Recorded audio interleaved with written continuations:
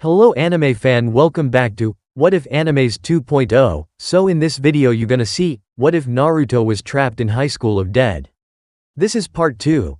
And if you want more then hit that like button and don't forget to subscribe. So let's get in the video and do check out the author of the story. After being confined for so many years he had finally tasted freedom. But it wasn't what he had expected. As the elevator reached topside he and his men looked at the surrounding area with wonder. The complex was in the mountains, maybe somewhere in Europe or the US. They weren't sure, they didn't know which mountain was to their left, they didn't know in which forest they were, but at the same time it didn't really matter. They were now free, but they didn't know what to do. His men looked at him, waiting for him to tell them what to do. The programming that the scientists drilled in their heads impeded them from thinking of anything else. They were his soldiers and he was their leader. He told them what to do and where to go. They looked up to him for answers that he did not have. He looked up at their savior, at the person that led them out of the darkness, away from the constant tests and horrors they had to endure for so many years. He looked for an answer to a question they were all asking themselves, in their minds. What do we do now? Why are you looking like that? The man asked curiously. It was obvious, just by looking at his face and his eyes, that he didn't know almost anything about what they had been through in that facility. We don't know what to do. Where to go? That place was everything for us. He told the man, who gave them a sad look. He bent down to their level and placed his hands on the boy's shoulder, looking at him in the eyes. You're going home, to your parents. You will start new lives, normal lives. He told them as the boy looked towards his men. They all looked confused at that. They had families? They could have normal lives? Those terms were alien to them. All they knew was to fight. All they had was each other. How could they lead normal lives? Miyamoto-san, a SAT operative, walked forward with his team. We have evacuated all the children and arrested all scientists that surrendered. The charges are placed and ready to blow. The man nodded as he stood up and looked towards the children. Take them home, to their families, he said as the operatives moved forward and beckoned the children to follow. They placed them in buses and in mere seconds drove away. The boy looked back towards the facility as he heard explosions. They were sealing the place and all its secrets. His meeting with his parents had been strange. He did not cry, he stood passively and looked at them, listened to them. His mother had cried for minutes, maybe an hour after she was reunited with him. The boy wondered how she knew that he was her son. He wondered how the man crying next to her, hugging him, knew that he was their son.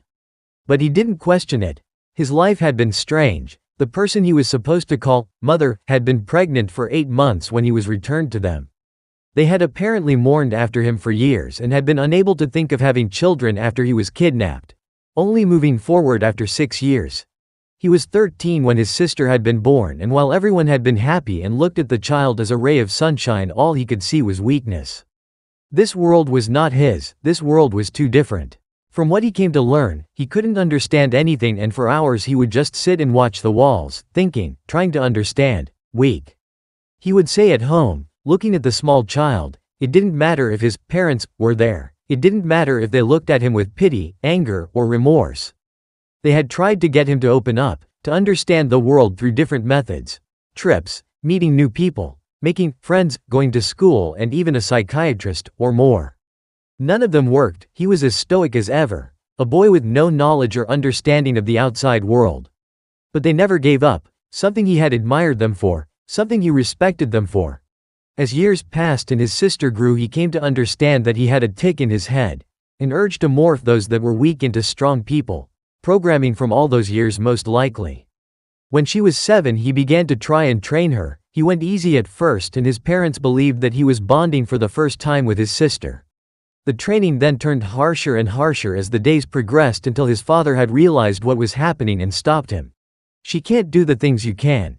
You are hurting her by forcing her to do this, he would say among other things. It intrigued him, however, that his father had never hit him. There had been moments in which he had angered the man so much that he raised his hand, making him flinch all the time, yet the punishment never came. It always bugged him as to why he refrained himself from doing that. But at the same time it also made him wonder, maybe he was doing the right thing. It didn't help that after a few weeks the daughter came forward saying that she was happy with the training her brother had put for her. That she was happy to continue training under him to become strong, so he continued, again and again. The mother had intervened, the father had intervened, despite what their daughter had said, but the next day he would start it all over. They had separated them from time to time, sending him to camps so he can bond with other children and clear his mind, but it did not stop him. In his mind he had the order, in his mind he was told to do it and he could not stop it. But after a year of the same routine, he began to understand. Little by little he began to understand what this world was, where his place was and what he had been doing all these years.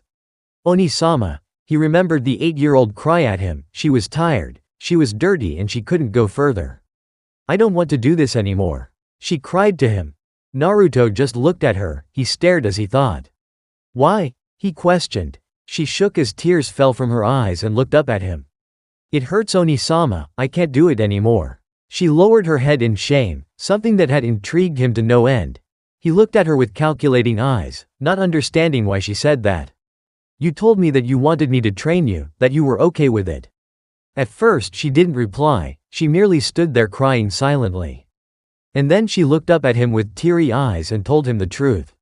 I did it because of Oni-sama, he always looked down on me, he never wanted to play with me or spend time with me. I thought that if I trained with him I would get Oni-sama's respect.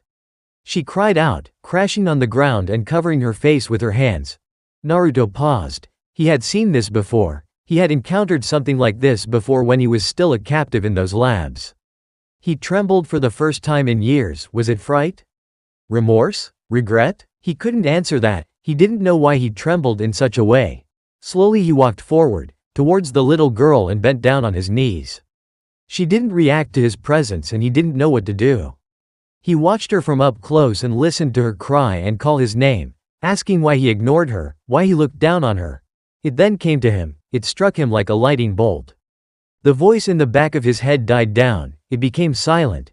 He could hear the world around him now, he believed that he could understand now. Gently he wrapped his arms around her and pulled her close to him, resting her head on his chest as he told her not to cry. Something he had done in the past. You don't have to do this anymore. I won't look down on you anymore, you don't have to earn my recognition. He told her as he closed his eyes and sighed. I was blind, you've always had my recognition. I was just blind, he whispered to himself. From that moment he began to open up. He began to understand the world and started smiling. His sister had been the one to erase his programming, something that he hadn't realized until it happened. If he stood to think about it, maybe from the start she had done it, maybe she had been the trigger for him, to end what was done to his mind. It didn't matter though, he led a relatively normal life from then on. She was the most precious thing to him, he protected her with everything. Maybe it was because she reminded him of his first friend, someone he had tried so hard to save but in the end he couldn't. Maybe it was in his blood. Whatever it was, to him it didn't matter after several years. She was his sister, she was the most important thing to him in this world. He awoke to the sound of gunshots. His eyes snapped open as he pulled his pistol out, standing up and analyzing his surroundings. Things slowly became clearer and he became more aware of his location. His eyes widened as he realized the shots were coming from downstairs. The heavy footsteps echoed through the hallways as he ran down the stairs to the living room. Hirano. Naruto shouted, drawing his attention. In mere seconds the operative was standing in front of the boy holding the rifle and glaring at him. Are you insane? You're attracting them. He shouted as the boy didn't even flinch and just looked at the man in front of him dead in his eyes. We had to do this, we couldn't just leave her there. He retorted as he turned his head towards the side. He followed the boy's gaze and narrowed his eyes as he saw Takashi at about 8 houses away from where they were. For a moment he froze as he saw he was with a small child. If he was right, she was no older than 7, understood. He mumbled as he freed the boy's gun and crossed his hands over his chest, thinking on how to proceed in this situation. As he thought, he hadn't realized that both Shizuka and Saya were in the living room, one of them getting dressed and the other telling the gun-loving boy that they were going to leave the place. Namikaze-san. That attracted his attention. He turned towards the self-proclaimed genius and noticed the bags that were piling up in the living room. We're going to abandon this place. Couldn't agree more. He told her as he pulled out his pistol and took out the magazine. He looked through it, numbering the remaining bullets he had left, and loaded his gun again. Upstairs in the room to the far right I left my submachine gun and the backpack. Please retrieve them for me. The girl nodded as the operative grabbed hold of the balcony and jumped down. "Wait, Namikaze-san," she shouted as the blonde looked up. "I'll bring them here, you guys prepare everything," he calmly told her as he climbed up the wall and jumped down on the other side in the neighbor's yard. For a moment he wondered if he was too rash, if he should have stayed a bit more to think or even go and grab his gun. The plan he made was simple in theory, simpler due to the fact that they were facing shambling zombies. As long as they were out of their lunge range and didn't make any sound, there wouldn't be any problem. But these were strange times. He was tempted to use his flashlight and try to blind them, but that would have been a futile attempt. They were already blind. He was 3/3 of the way to his destination when he felt something out of place. The blonde didn't stop, however, he pressed forward. When he reached the wall, however, he stopped. Turning around, he realized that the gate to the previous yard had been opened and several zombies had walked inside and they were moving towards him. He hadn't bothered using stealth, he was running against a clock here. With a swift motion, Naruto pulled up his silenced pistol and fired in the first zombie. Its body dropped on the ground with a hole in its skull. Another bullet left the pistol's barrel and found its way in the second zombie's skull. Finally, the third met the same fate as the first two. With the corner of his eyes, he noticed that a few of the zombies had heard the damped fire and were trying to find their way inside the yard. He didn't wait for them, he was over the wall before they could find their way inside the yard. On the way back, he'd think of a way to neutralize them, to make a way for the teen and the little girl to move safely. Halfway to the final wall, he noticed Takashi was already moving towards him. He was carrying the girl on his back and walking on the wall. "Takashi," the blonde whispered as the teen raised his head up. The operative motioned for the boy to jump down and move towards him. He did as he was told. "Namikaze-san?" he questioned. Clearly he wasn't expecting someone to come towards them and to reach them in such a short time. The operative looked at the girl, she looked back at him. "Are you alright?" he questioned her as the girl gave a weak nod. Clearly she wasn't expecting to meet someone like the blonde, wearing police armor from head to toes. "Are you a cop?" she questioned as the man gave a small nod and smiled under his mask. "Everything will be fine," he whispered before turning towards the teen, his features turning serious. "We need to move fast, I'll help you jump over the walls and cover your back, you just make a run for it." The teen, however, frowned slightly as he looked at the walls. They were at least 2 heads taller than him.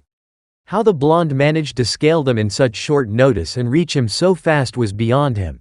That didn't go unnoticed by the man. He remembered that the boy before him wasn't someone that had undergone his kind of training. With a frown, he stood up and looked around for another alternative. Seconds later, he looked back at the boy. "Let's try it anyway," he whispered as the teen stood up and followed the blonde. They moved towards the first wall. "Put her down," he ordered as he turned with his back to the wall and made a ladder with his hands for the teen. "You can keep the pup there," he finished as he noticed the dog in the teen's jacket. Naruto didn't question it. There must have been a reason why he was carrying a small animal with him. Reluctantly, Takashi bent down and placed the small girl on the ground.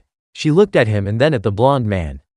"Don't worry, no harm will come to you both as long as I'm here," the man said, looking straight at her. She nodded, a small smile appearing on her face. With a nod, the blonde turned his attention back at the teen.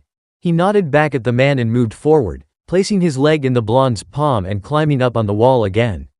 As soon as the blonde couldn't feel the boy's feet on his shoulders, he stood up and took the girl in his arms.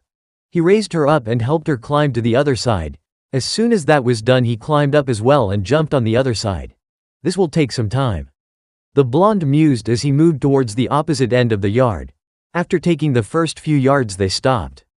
The blonde felt something was out of place and took a peek in the next yard. The gate had been destroyed by the overwhelming mass from the undead and they were now all over the place.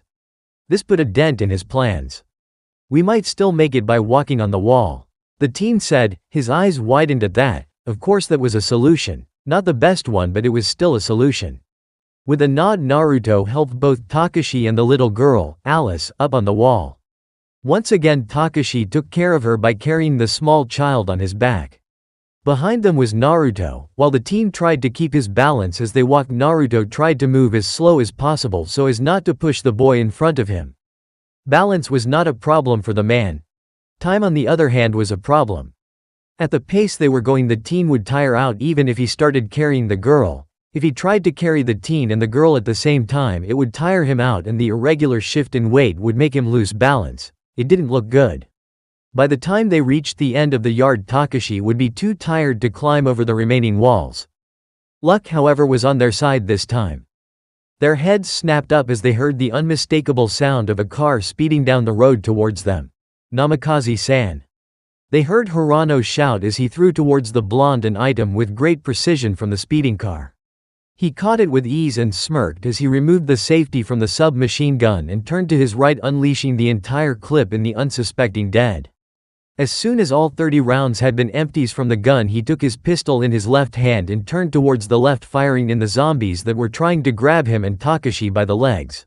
"Takashi, jump!" the blonde ordered as the boy jumped down in the yard, closely followed by the blonde. "I'll clear the gate, as soon as I give you the signal, run to the Humvee," he ordered while reloading his rifle. Once more the night was filled by the sound of gunshots as the blonde operative unleashed another hail of bullets in the undead at the gate. While he was firing upon the undead, he had noticed that the zombies had become confused, at least those that were in the center of the mass.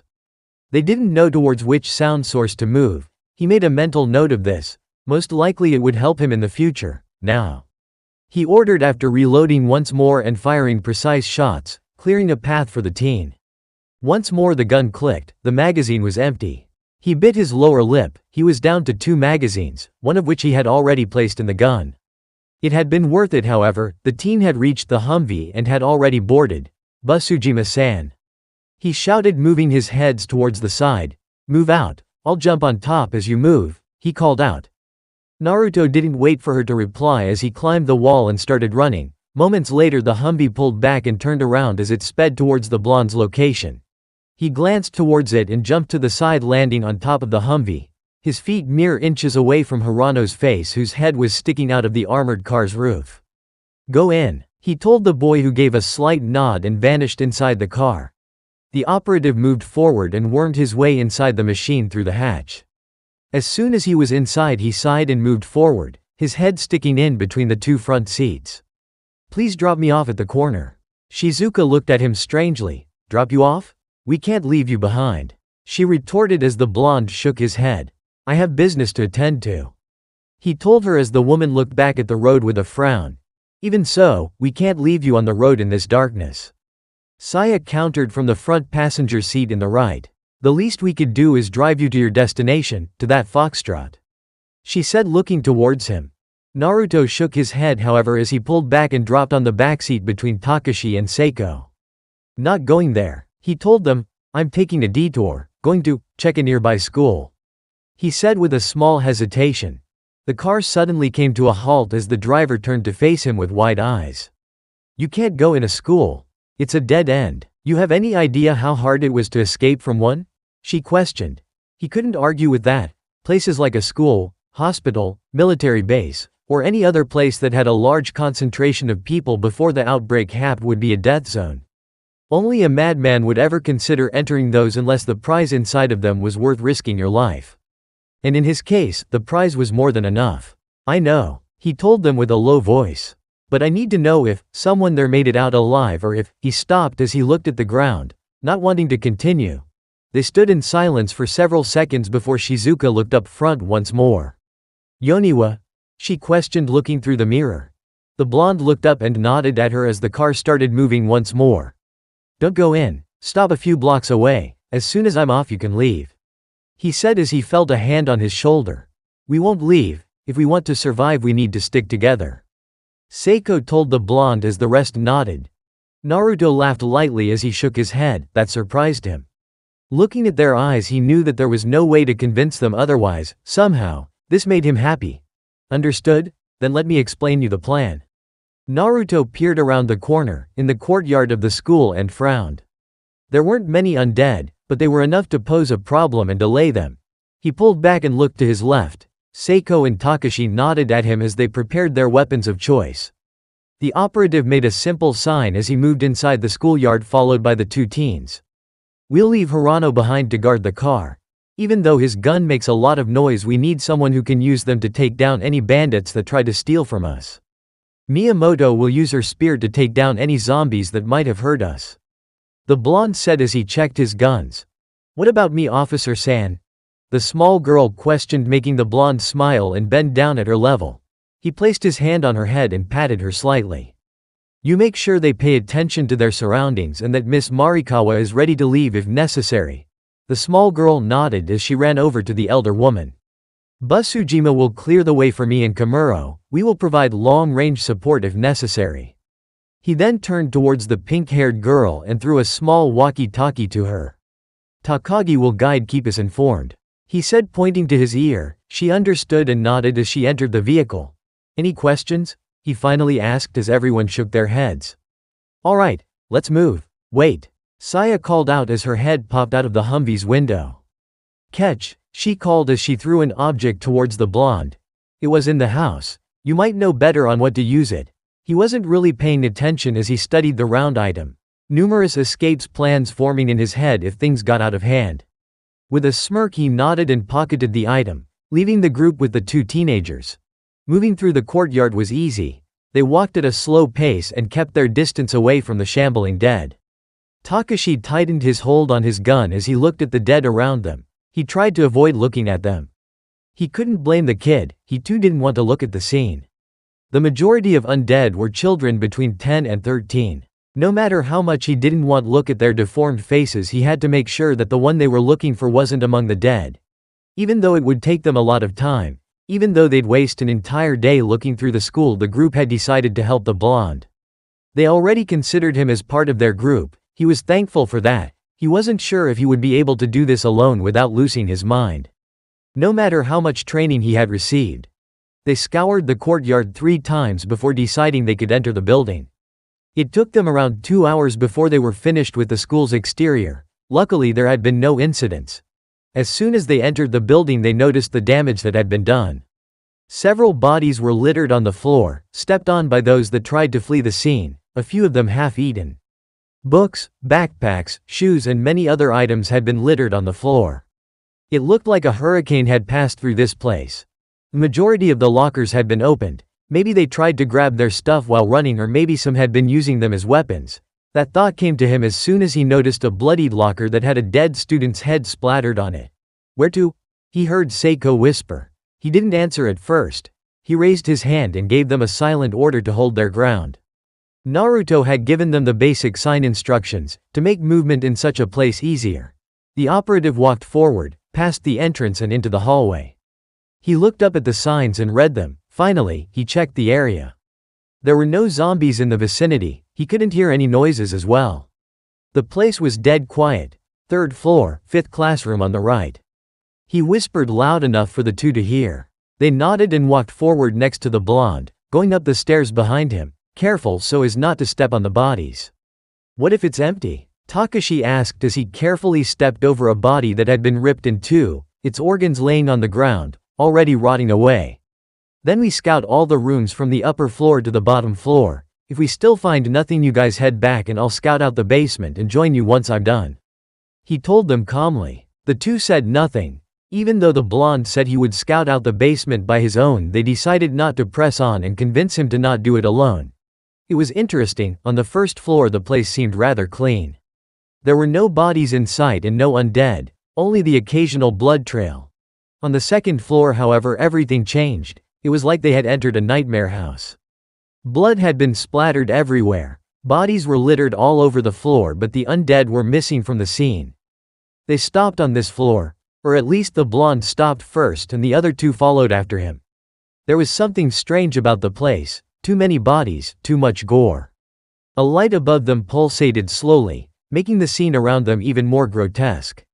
He bent down and looked left and right. Finally, the operative stood up and took a step forward.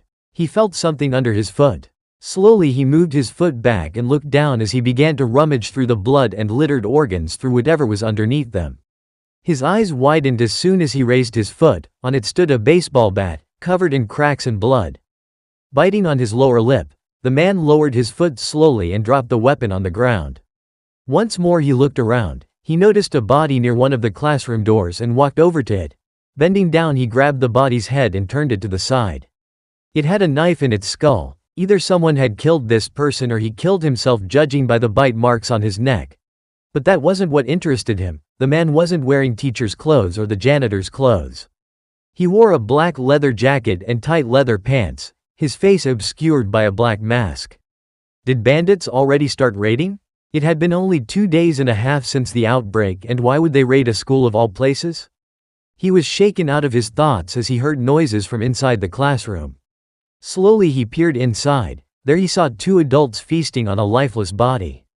If they were alive or not, it didn't matter to the blonde, cannibals or zombies. He wasn't going to jump in and kill them. He didn't need to alert the entire place of their presence. Slowly he stood up and walked back to the stairs where Takashi and Seiko stood. He noticed that they weren't faring very well. Takashi looked pale and dizzy, almost ready to puke, and while Seiko was just pale, he could see that she wasn't faring any better. Most likely standing in this place, with all this gore and the powerful scent of death, was taking a toll on them. It was taking a toll on him as well. He felt the contents of his stomach coming up on numerous occasions. With a shake of his head he motioned them to walk up the stairs, towards the next floor. They gladly obliged. On the 3rd floor, while things weren't different, they were a bit better.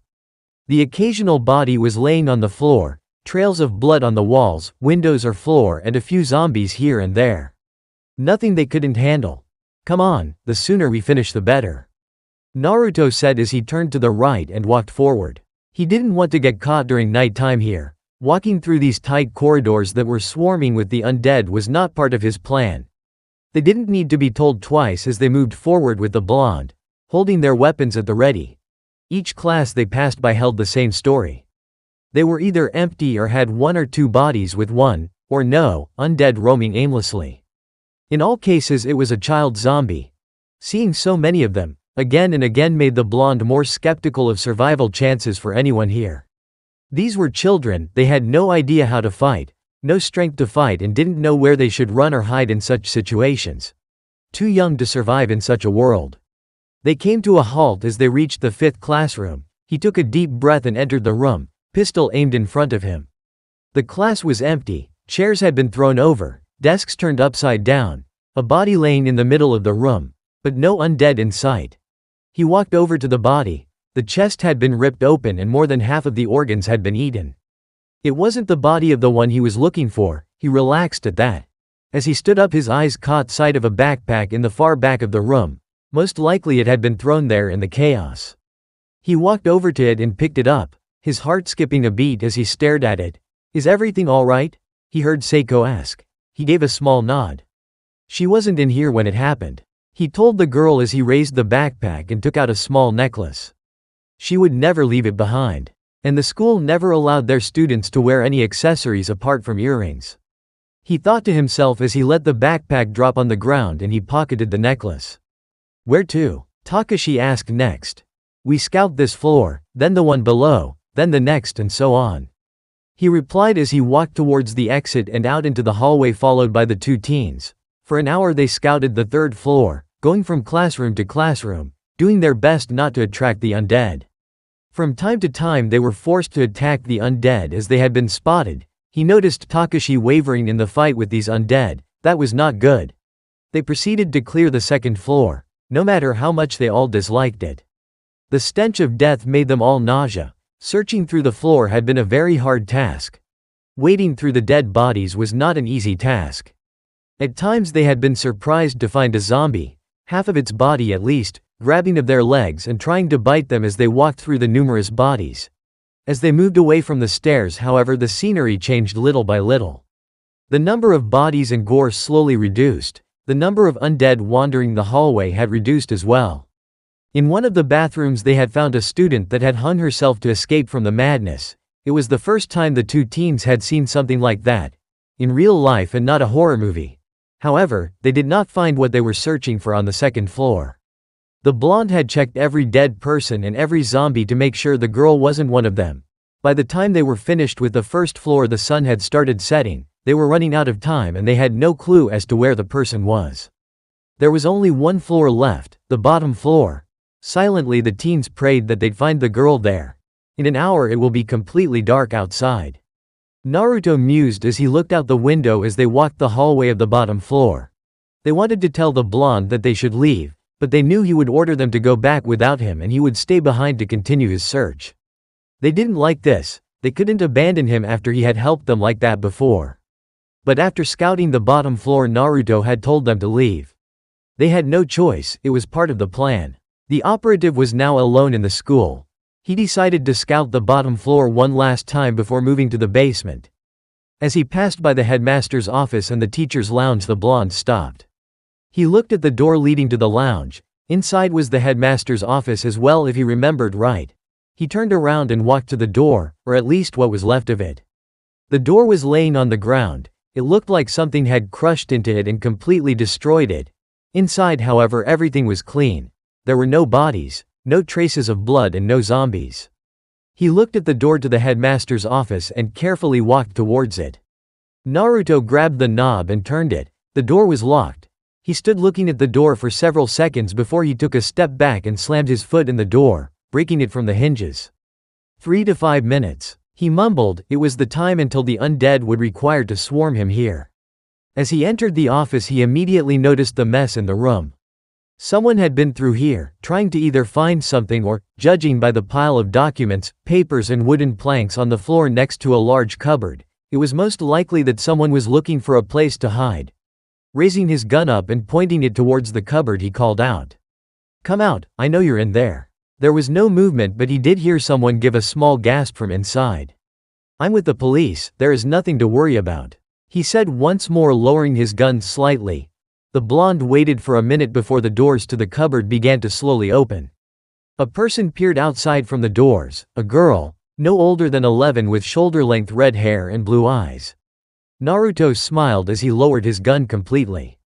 "Come Rin-chan, it's safe now," he said with a soft voice as the girl ran towards him, grabbing him in a hug. "Oni-sama," she cried out in his chest. The blonde patted her on the head and whispered that it will be all right, that he was here to save her. "I was scared, I couldn't do anything, it happened so fast," she cried out as the blonde closed his eyes and hugged her tight. "Don't think about it, I'm here, things will be okay now," he told her. The girl said nothing, however, and just continued to cry in his chest. "How did you get in here, however?" "The door was locked." She shook her head and sniffed a few times before replying. "I was sent by my homeroom teacher to retrieve the test papers. When it happened, I was leaving the teacher's lounge and saw one of the teachers eating a student." She stopped talking as she began shaking from the memory. "He heard me scream and came for me. I ran and hid in the headmaster's office, locked the door and then hid myself in the cupboard." The blonde nodded at that. The zombie might have been the one to destroy the door to the lounge. "I wanted to leave yesterday, but there were so many, I didn't know what to do," she cried. "I wanted to go and help Yuna-chan and Makoto-kun. But I couldn't, I never should have stopped training with you," she cried out as the blonde said nothing and just held her close, trying to comfort her. "It's not your fault, stop thinking like that," he told her as he looked back. He could hear footsteps in the hallway. Slowly the blonde pulled back from her hug and stood up. She looked at him, wiping her eyes. "Here," he said as he took out the necklace from his pocket and tied it on her neck. A small smile appeared on her face as she moved to hug him, only to notice him walking away. She watched as the blonde walked over to the window and opened it. He turned towards her and beckoned her to move towards him. "Wait for me," he said as he picked her up and helped her out the window. Since they were at the bottom floor, it was easy for them to exit the office. "Namikaze-san, if you can hear me, we're going to head to the school in a few minutes. We're going to pick you up from the courtyard," he heard Saya say in his headset. Looking back in the office, he saw several zombies shambling inside. A gasp attracted his attention towards his sister as she looked towards the oncoming horde with fearful eyes. "Yuna-chan." "No," she silently cried out while looking towards a zombie with its torso half-eaten. The blonde operative grabbed his sister and ran away from the window towards the courtyard, with her in his arms. She held onto his chest, burying her head in it. As he turned the corner and entered the courtyard, he froze. In front of him was a mass of undead, all shambling around. Some had heard his movement and were shambling towards them. He scowled. If he dropped his sister and had her run next to him while he fired his gun, they would swarm them in mere seconds and she'd be the first to fall. If he tried to run in between them, they would be able to grab him without any effort. His musings were cut short as a resonating bang echoed in around him. A zombie in front of him dropped on the ground, its head completely shattered. Another shot was heard, from a different direction. Another zombie dropped on the ground unmoving. Snipers. He thought as he began scanning the area. In the distance he thought he saw a flash from the gun's scope, but he couldn't be sure. As the third zombie dropped on the ground after the third shot, he ran forward, not taking any chances. He noticed the snipers were following his movements, clearing a path for him. Each time he got closer to an undead, one of the snipers would fire and kill the creature before it could lunge at him. The operative jumped over a body as another shot was heard. A body dropped behind him as a zombie had tried to lunge at him. Whoever these guys were, they were good. His attention moved towards the school gates as the Humvee slammed in them, moving into the courtyard and mowing down the undead in its path. Namikaze-san, Hirano shouted as he opened fire on the undead, clearing a path for the blonde as well. Naruto ran forward and stopped as the Humvee did a 90 turn in front of him. The door opened as Seiko popped out. "Get in," she shouted, extending her hand. The blonde pushed the girl in his arms forward as the teenager grabbed her and pulled her inside. He moved forward and jumped in the car, landing on top of the teenage girl with his back. Using his feet he kicked an undead away as he closed the door. "Drive," he shouted as the nurse nodded and hit the acceleration, moving away from the scene. Not far away, on top of a building, a black-haired man watched the Humvee drive away through his binoculars. He slowly lowered them and smirked. "That went better than expected," he said towards the sniper in Russian. The man nodded as he looked up from his rifle. "Did he change?" he questioned as the man pondered for a second. "Not that much. I also don't know how I would have acted in such a situation. We weren't prepared for this," he stated with a shrug as he picked up a backpack and raised his radio. "All teams, meet at the designated location in 1 hour. He ordered. Acknowledgements soon followed as he closed the radio. "This will be interesting," he stated with a smirk as the sniper nodded. The ticking of a clock was the only sound made in the small room. From time to time a person shifted on the bed in their sleep, or one of the boys would fall asleep and fall on the ground only to wake up and resume his position. The group had to stop from crossing the river like they had planned. They hid their Humvee in a garage, cleared the house and surrounding area as best as they could, and barricaded themselves for the night in the master bedroom for some sleep. Or at least a few of them would sleep. Naruto and Seiko stood at the door, each one of them at a different end, guarding it. Koda and Takashi stood at the balcony entrance, hidden behind the curtains, and Rei stood at the end of the bed with her makeshift weapon ready. Shizuka, Saya, Alice and Rin, the dog laying next to Alice, slept on the bed peacefully. While the teens had taken care of clearing the house and the surrounding area, his sister had introduced herself to the nurse and the smaller girl. Little by little she had gotten over her shock of what happened. She explained to the group how she had survived in the school for an entire day by hiding in the headmaster's office. There had been a little bit of food there as well, in a small fridge. Haruka, the headmaster of her school, spent a lot of time there and always stored a sandwich or two alongside the wines. The wine was used when the blonde visited, though his sister didn't know that and he never told anyone. As night descended upon them, Naruto managed to convince the group that they needed to rest before continuing. Traversing the river during night was a bad idea. Traversing the river in general was a bad idea, but he had to admit it was the only plan they had so far. His destination was also beyond the bridge and he didn't plan on walking there. The operative looked to his side towards the girl. It looked like she was sleeping, but he wasn't fooled. She was meditating, keeping her eyes closed to rest them, resting her mind at the same time. A creak reached his ears as he pulled out his pistol and loaded it. Seiko lifted her head up slightly, though she did not open her eyes. She heard the small noise as well. They stood in silence and made no move. A small sound reached their ears. Someone or something was tiptoeing their way towards the room. His grip on the gun tightened as the sound stopped right behind the door. The handle moved slowly as Seiko's eyes snapped open. The blonde silently stood up and looked at her, nodding. A human was behind the door. There was no way the undead knew how to open doors.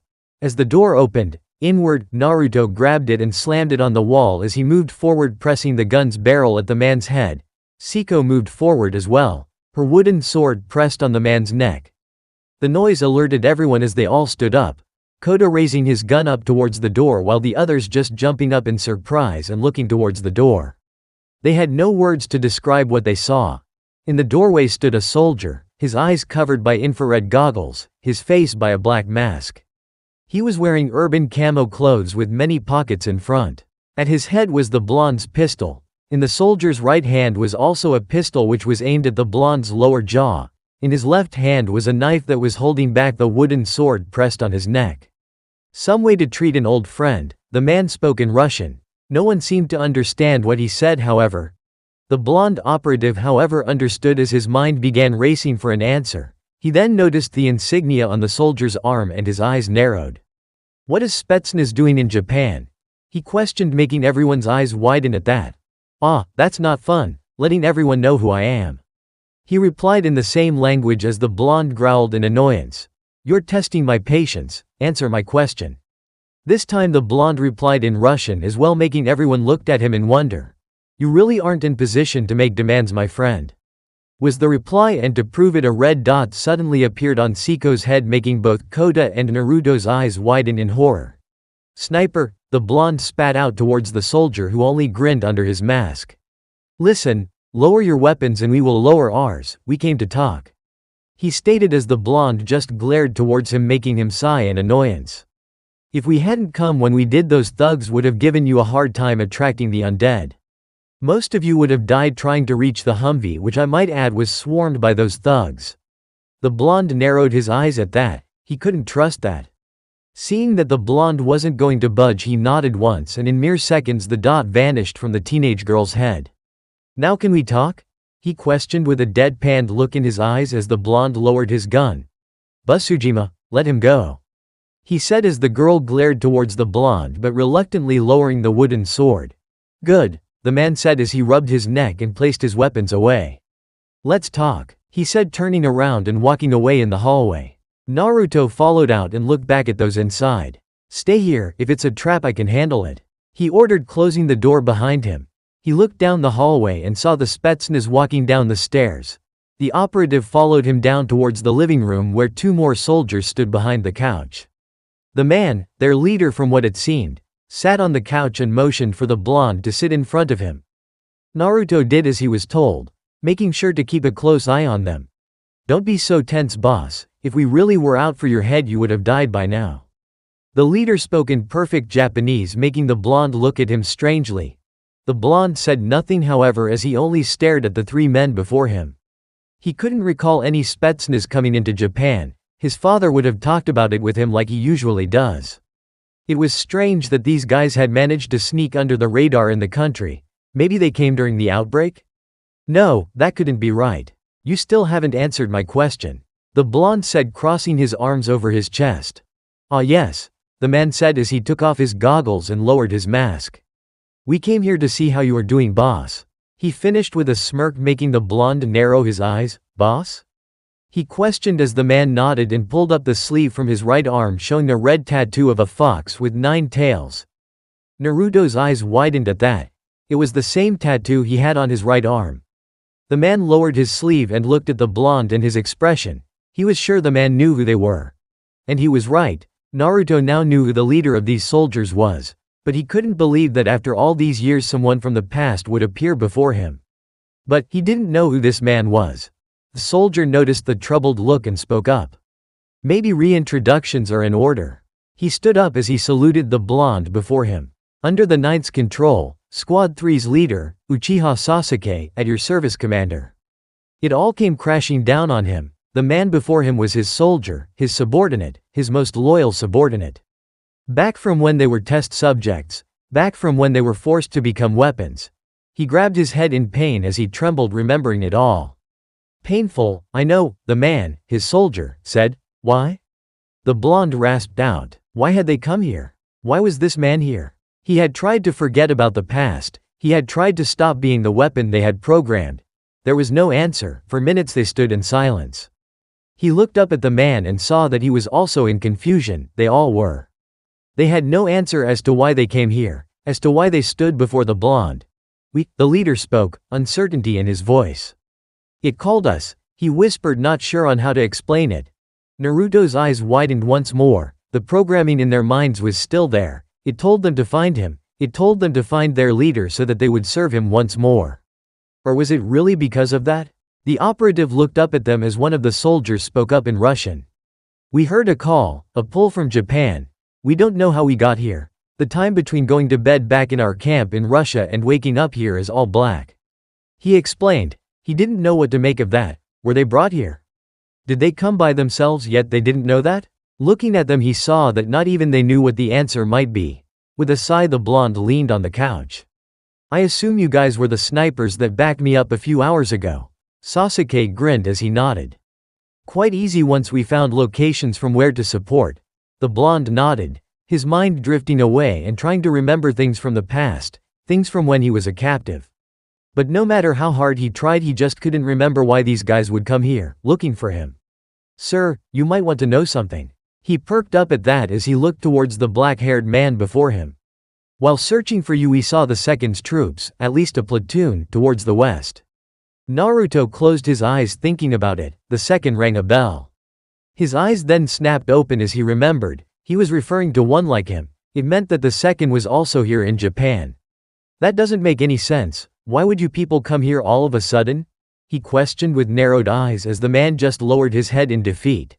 "If we knew that we would have told you, sir," was the reply he got. It unnerved him. Something was happening and none of them knew what it was. "What happens now?" he questioned after a moment of silence. "Depends on what you want, sir. We are here to follow your orders." He didn't like that. He wasn't going to take away their freedom like the scientists did. They had been set free. "I'm not here to order anymore. We are free, Sasuke. I will not send people to their deaths anymore." He spat out as he remembered the countless children that had died under his or the other's command during those tests. The man before him only sighed as he shook his head. "I knew you'd say that, but we have nothing else to do. For the time being, however, we will stay in the shadows and scout the place. We will reveal ourselves later on, please think it over," he said as he made a motion towards his men. They nodded and left the living room. Sasuke stood up and looked down towards the blonde once more. "Something big is going to happen. I feel it. When it does we need to be prepared," he told the blonde as he left the house. Naruto knew that. He also felt that something bad was going to happen, something that they had been ordered to do, and no matter how much they'd fight it the event would still happen. But, what was the event? What will happen? "This is Alpha, we are in position." The SAT team leader spoke as he motioned for his team to place the charges on the door. "This is Omega, in position." They heard the other team leader speak up. "Epsilon here, ready to go." The third one answered as the leader nodded. "Charges placed?" he questioned as two, "Yes, were heard." The man nodded as he ordered them to blow the doors open and storm in. The explosion shook the building as they moved inside through the smoke, scanning their surroundings and moving deeper into the building. They came towards a blocked door, sealed with numerous police tapes and chains. "Cut it," he ordered as an operative moved forward and cut the chains and ripped the tapes. They placed another charge on the door and blew them open. The team charged into, descending the stairs into the dark abyss, their flashlights lighting their paths. "Epsilon here, the elevator still works." They heard the team leader speak up. "We should be at the designated floor in 10 seconds. He stated as Alpha's leader ordered his men to move faster. "This is Omega, we are in position." The leader spoke up after several minutes. "Epsilon in position," was heard in their headsets. "All teams, move in and secure your objectives." Alpha's leader ordered as they stormed inside the laboratories. They moved with great haste through the offices, kicking the doors to the laboratories open. Numerous test tubes were present in the lab. Some were broke, some still had remains of humans inside of them, floating in water and decaying ever so slowly. They kept on moving, however, they hadn't come to this place for sightseeing. "Movement!" a trooper exclaimed as he stopped and looked towards his right. The leader moved next to him with the rest of the team and waited. A mouse appeared in the light. It looked around before running away. "Shit, man," one of the troopers said as he turned around. The leader shook his head and ordered them to move forward. They pressed on, going deeper into the labs. There was no reason to be so tense. The undead were on the surface, far away from this place. There was no one here. The place had been locked up for the past 4 years and most likely abandoned years before that. Static suddenly reached their ears as they came to a halt. The leader stood up and raised his hand to his ear. "Omega, Epsilon." "Did you say something?" he questioned. More static was the answer they got. That wasn't normal. Even though they were deep down underground, the signal between them should still work. They should still be able to hear each other as they were only a few levels apart. Gunshots suddenly echoed, it was barely noticeable. If they hadn't stopped for that moment to check in with the other two teams, they wouldn't have heard it most likely, but gunshots? Why would the teams, or team, open fire in this place? There was nothing here, there shouldn't be anything here to begin with. Movement suddenly attracted their attention. They looked to the side, their flashlight lighting up a decaying corpse as it shambled towards them. Impossible. One of the troopers muttered in fear as they heard a clang, something dropping on the floor.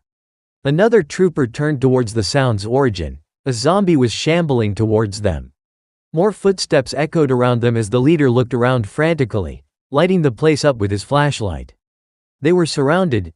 Move, move, he ordered as he raised his gun and opened fire on those in front of them. We need to reach our destination. Grab what we need and get the hell out of here, he shouted as they all opened fire and began running away. The team of 5 made their way through the labs, firing at any zombie that appeared in front of them. A cry for help stopped them in their tracks as they turned around and saw one of their members getting eaten by the zombies. They had grabbed him from the sides and threw him to the ground.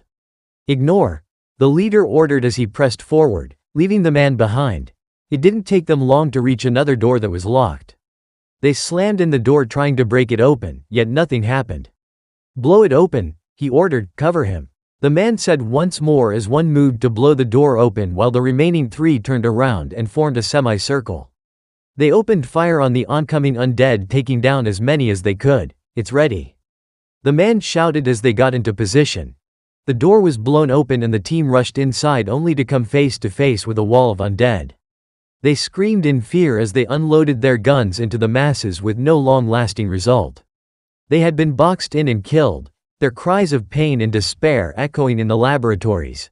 In a room at the very top of the building stood a man looking at a large number of monitors, a cigar in his hand as he hummed a small tune.